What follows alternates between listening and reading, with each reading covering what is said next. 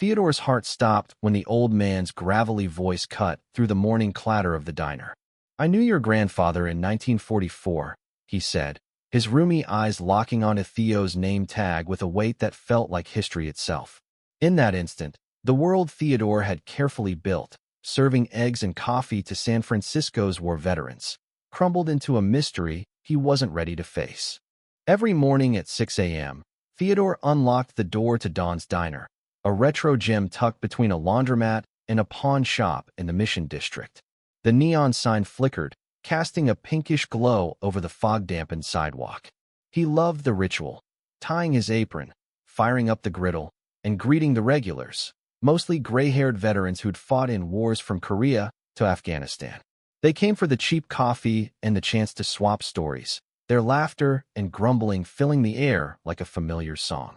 Theo, 25, with his quick smile and knack for remembering orders, was their unofficial grandson, the one who listened when they rambled about battles or lost loves.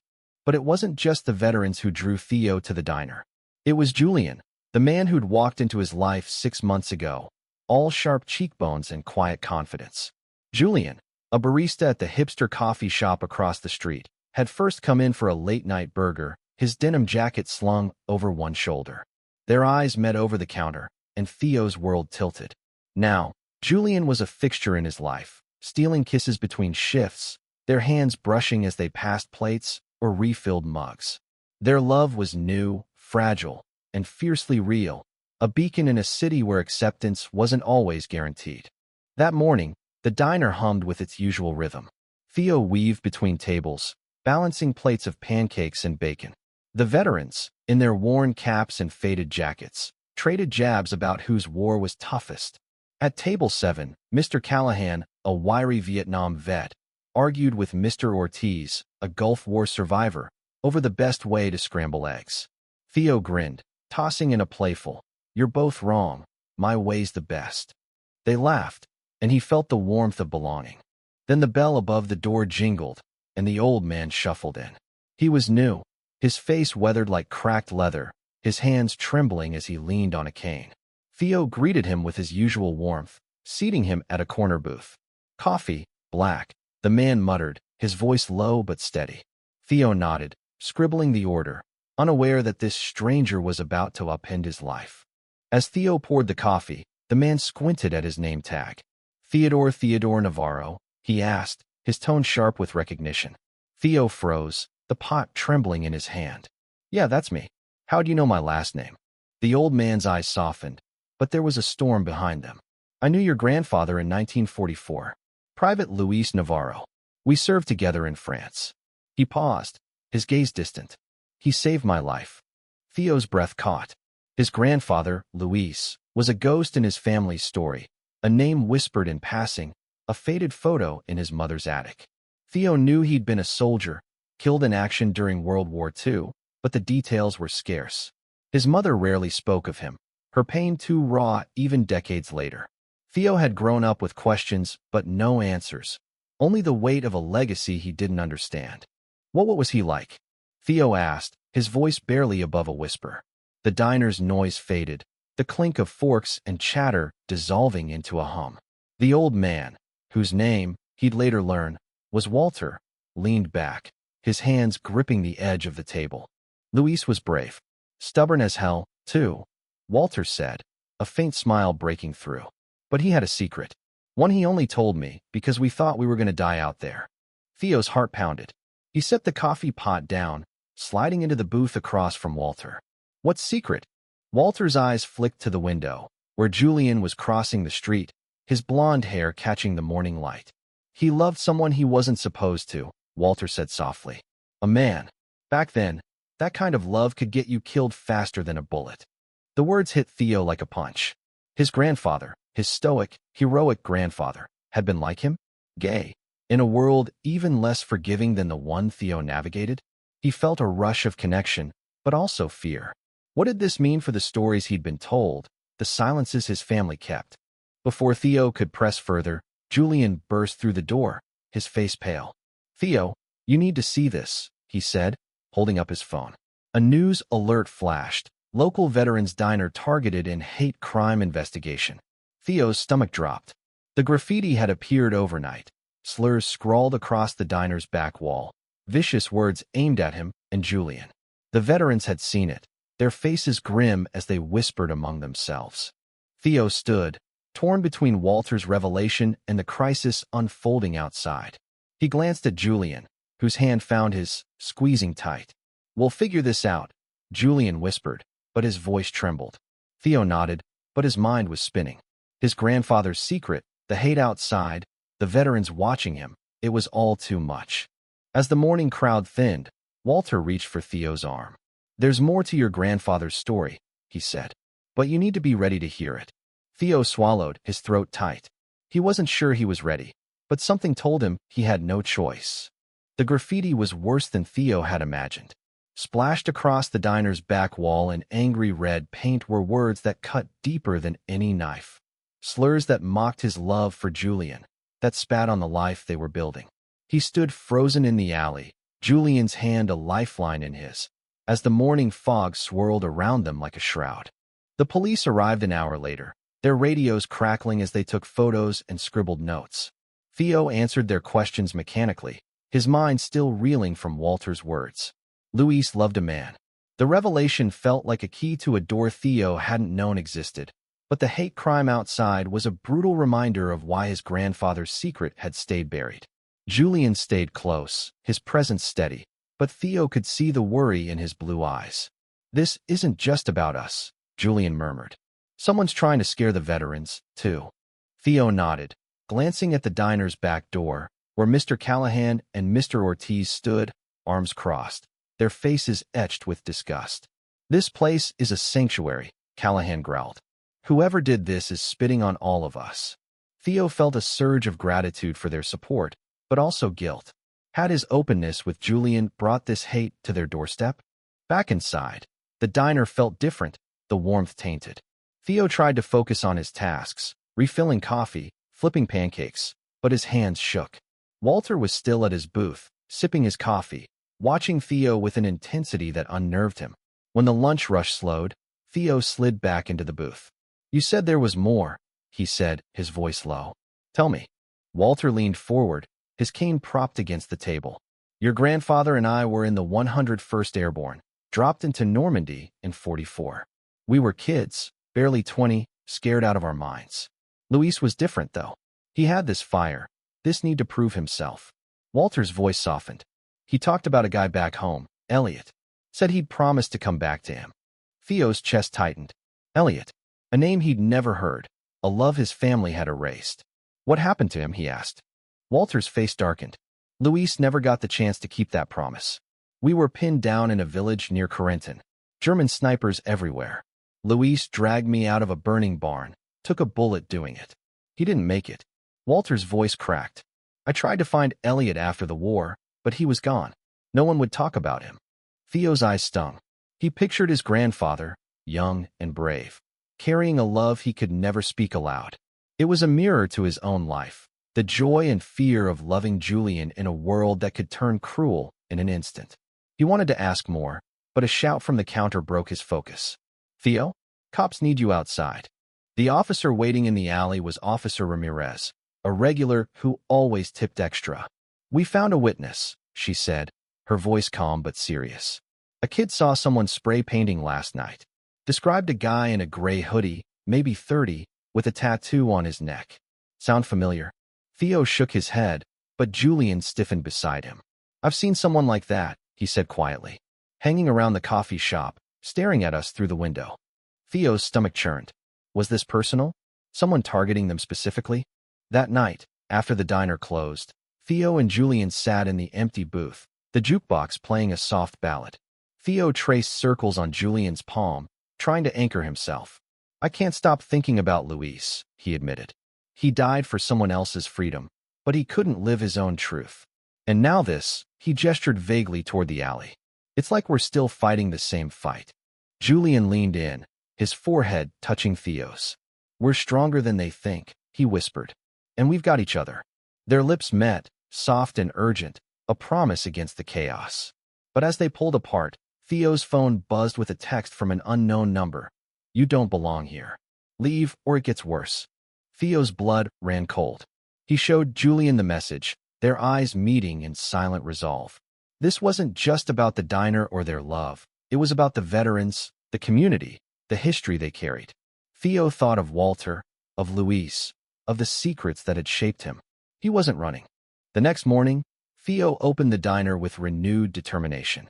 The veterans rallied around him, their loyalty fierce.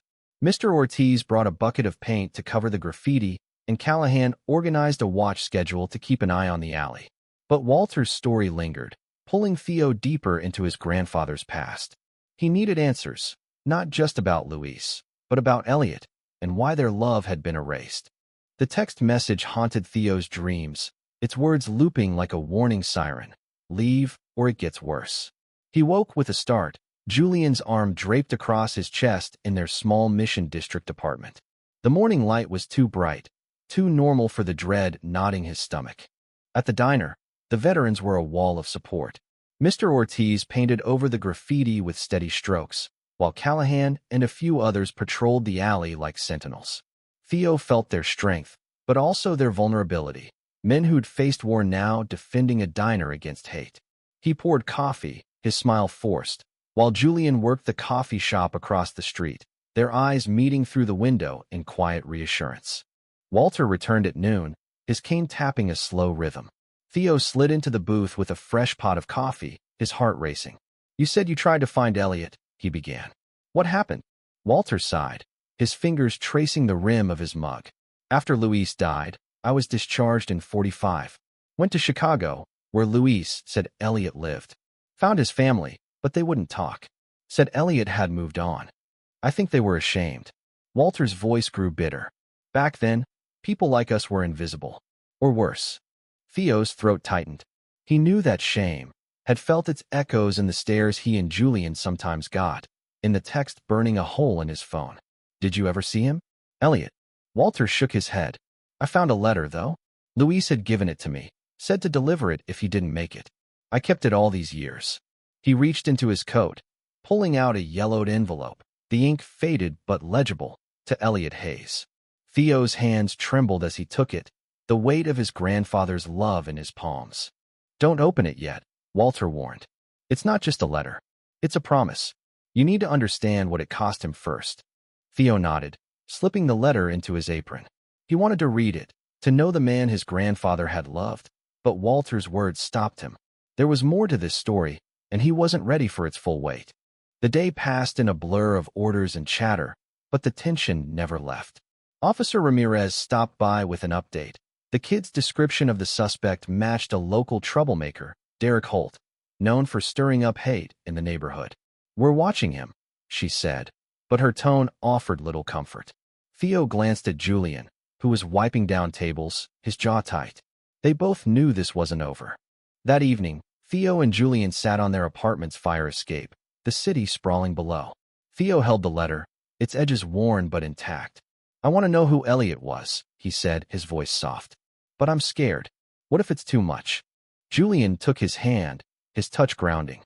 "Whatever's in there, it's part of you. And we'll face it together." They kissed, the city's hum fading into the background, but the letter felt like a ticking bomb between them.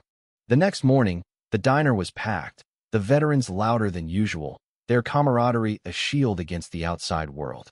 Walter arrived early, his eyes searching. "You didn't open it, did you?" he asked.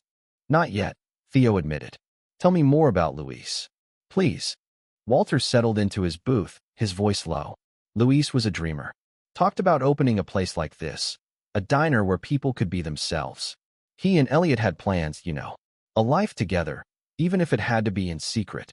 He paused, his eyes distant. But the war took that from them, and the world wasn't ready for their kind of love. Theo's heart ached.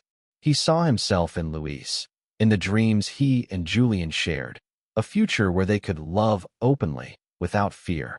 But the text message, the graffiti, the shadow of Derek Holt, they were reminders that the world still wasn't ready. As the lunch rush hit, a commotion outside drew Theo's attention. A group of protesters had gathered across the street, their signs crude and hateful, targeting the diner and its kind. Julian rushed in, his face pale. "They're with Holt," he said. "I recognized one of them from the coffee shop." Theo's blood boiled.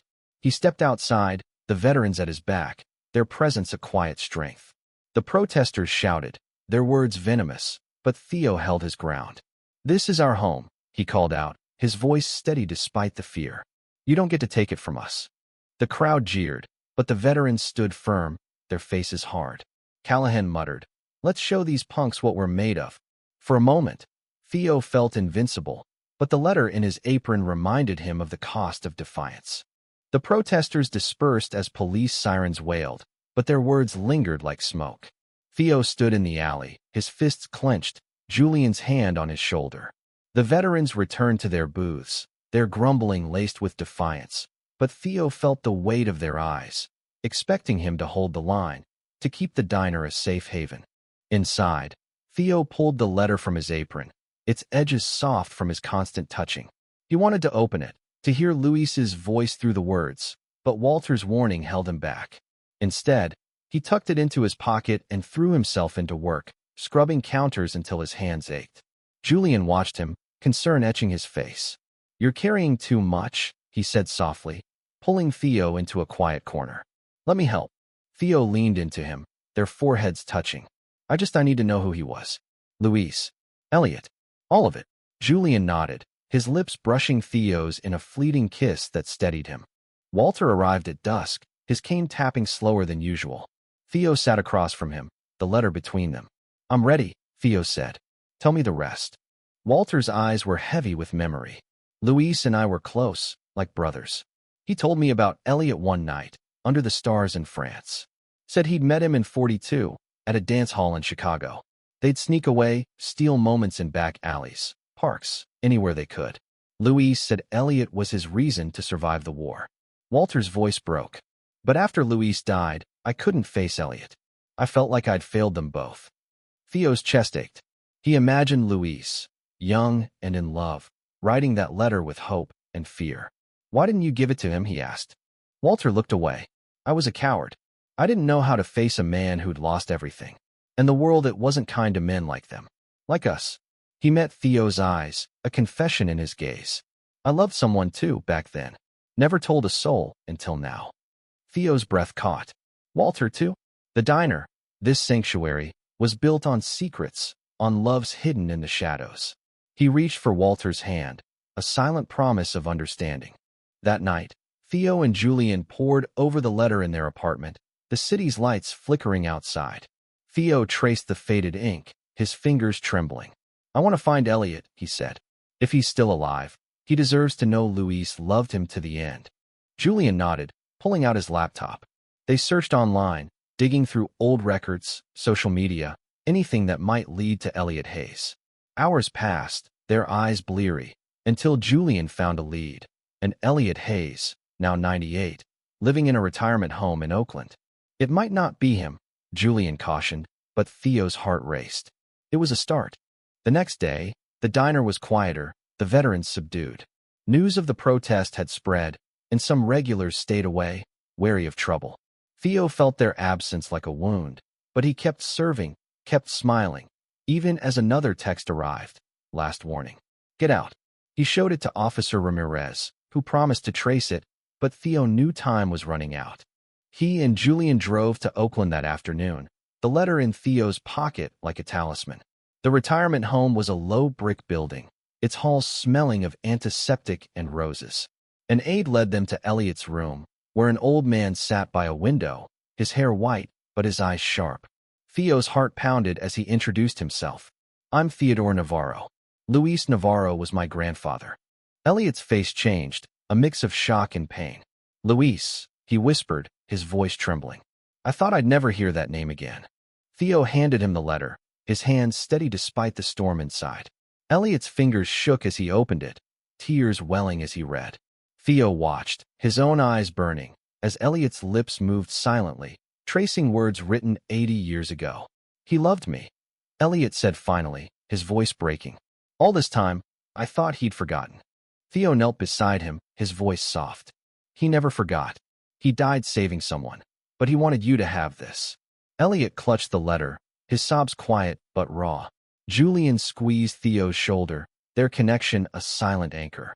As they left, Theo felt lighter, But the weight of the diner's troubles returned. The threats, the hate, the fear, it was all waiting. But so was the strength of Luis's love, of Elliot's survival, of the veteran's loyalty. Theo knew he had to fight, not just for himself, but for them all.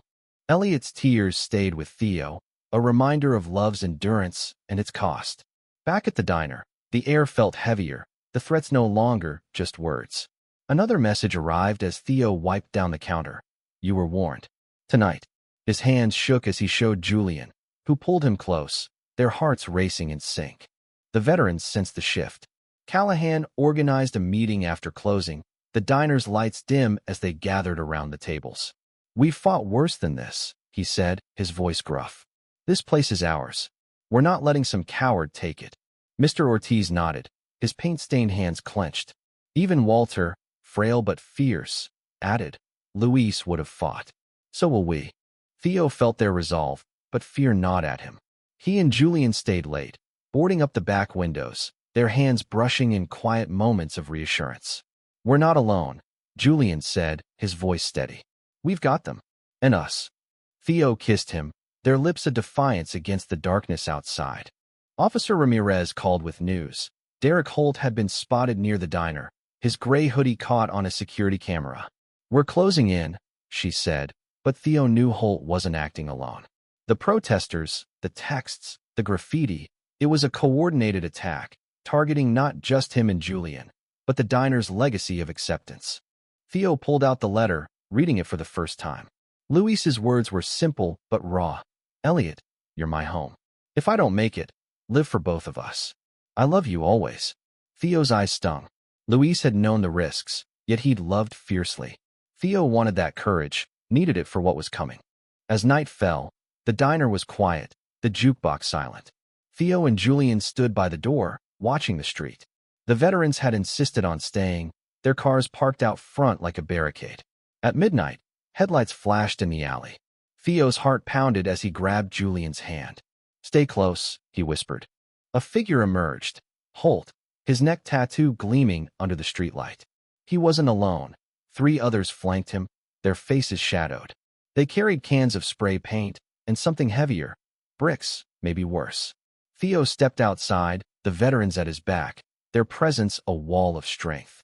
This ends now, Theo called, his voice steady despite the fear. Holt sneered, raising a brick. You don't belong here, Fairy, he spat. The word hit like a slap, but Theo stood taller, Luis's letter burning in his pocket. Before Holt could move, Callahan stepped forward, his voice booming. You think you scare us? We've faced tanks, kid. Drop it. The other veterans closed in, their eyes hard. Holt hesitated, his bravado faltering. Sirens wailed in the distance, and his crew scattered, leaving him alone.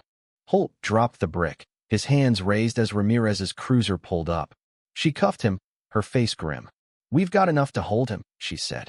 And we're tracking the others. Theo exhaled, his knees weak, as Julian pulled him into a fierce hug.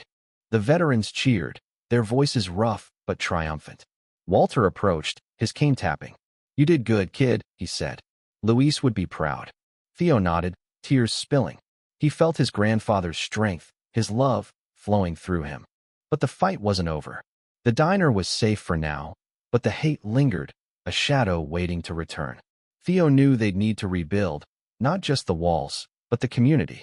He looked at Julian, at the veterans, at Walter, and felt a spark of hope. They were a family, forged in struggle, bound by love. As dawn broke, Theo opened the diner, the neon sign flickering to life. The veterans filed in, their chatter louder, their laughter brighter.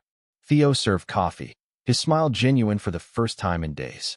Julian slipped in, stealing a kiss behind the counter, and Theo felt the weight of the letter, of Luis's legacy, lifting. The diner hummed with life again, the veterans' laughter a balm to Theo's frayed nerves. Holt's arrest had quieted the threats, but the scars remained, faint paint stains on the back wall, a lingering unease in the air. Theo moved through his morning routine, pouring coffee, flipping pancakes, his heart steadier but not unscathed. Julian was his anchor, their love a quiet rebellion against the hate they'd faced. They stole moments between shifts, their hands brushing, their smiles a shared secret. Theo kept Luis's letter in his pocket, its words a reminder of what he was fighting for, not just a diner, but a world where love like his, like Luis's, could thrive. Walter became a regular, his stories of Luis painting a picture of a man who'd lived boldly despite the odds. Theo learned of Luis's humor, his stubborn streak, his dreams of a place like Don's Diner. He'd have loved this, Walter said one morning, gesturing to the bustling room. You're his legacy, Theo. The words settled deep. Theo had always seen the diner as a job, a way to pay the bills. Now, it was more, a sanctuary, a stand against hate, a tribute to his grandfather's unspoken love. He shared the story with the veterans, who listened, their eyes soft with understanding. Callahan clapped his shoulder. You're one of us, kid. Always will be. Theo and Julian visited Elliot again, bringing photos of the diner, stories of the veterans. Elliot's eyes lit up, his hands clutching Luis's letter. I spent my life hiding, he admitted. After Luis, I couldn't risk loving again. But you too, he smiled, tears falling. You're living the life we dreamed of. Those words carried Theo through the weeks that followed. The diner became a beacon, drawing new faces, young, old, queer, straight, all seeking the warmth of its checkered floors and jukebox tunes. The veterans organized a fundraiser to repair the damage, their loyalty fierce. Even Officer Ramirez joined, off-duty, her laughter blending with the crowds. One evening, as the diner closed, Theo and Julian stood outside, the neon sign casting a glow over them. Theo pulled out the letter, reading it aloud under the stars. Live for both of us. He looked at Julian, his heart full. We are, he whispered, their lips meeting in a kiss that felt like a vow. The diner's story spread, a local paper running a feature on its resilience, its community, its heart. Theo framed the article, hanging it beside a photo of Luis, young and smiling, his eyes bright with hope. The veterans cheered when they saw it, their pride palpable. Months later, on a crisp San Francisco morning, Theo opened the diner to find a crowd waiting, not protesters, but supporters. They carried signs of love, of solidarity, their voices loud and clear. Elliot was there, in a wheelchair, his smile radiant. Walter stood beside him, their hands clasped, a quiet confession of their own. Theo took Julian's hand, his heart swelling. The diner wasn't just a place. It was a promise kept, a legacy honored. Luis and Elliot's love, once hidden, now lived in every plate served, every story shared, every kiss stolen in the glow of the neon sign. As the crowd cheered, Theo felt the weight of history lift, replaced by hope. He and Julian would keep fighting, keep loving, keep serving breakfast to veterans and dreamers alike.